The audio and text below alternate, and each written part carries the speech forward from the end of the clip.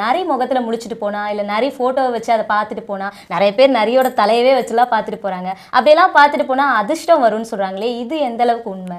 நரிக்குறவர்கள்னு சொல்கிறோம் பார்த்தீங்களா, அவங்க வந்து நரிங்கக்கூடிய அடைமொழியே வச்சுக்கிட்டு இருக்காங்க. எப்போ பார்த்தாலும் நரியை பார்த்துக்கிட்டு தான் இருப்பாங்க. அவங்களுக்கே அதிர்ஷ்டம் வராமல் பிளாட்பாரத்தில் படுத்து கிடக்காங்க. ஆக இந்த நரி முகத்தை பார்த்தா அதிர்ஷ்டம் வருங்கிறதுக்கு காரணம் என்ன அப்படின்னு கேட்டிங்கன்னா, நரி தந்திரம் வாய்ந்தது. அதுக்கு அந்த தந்திர சக்திங்கிறது நிறையா உண்டு. இந்த உலகத்தில் இன்றைக்கி வாழக்கூடிய வாழ்க்கை முறையில் நம்ம எப்போவுமே எல்லார்ட்டையுமே உண்மையாக இருந்தால் நம்மளால் வாழ முடியாது.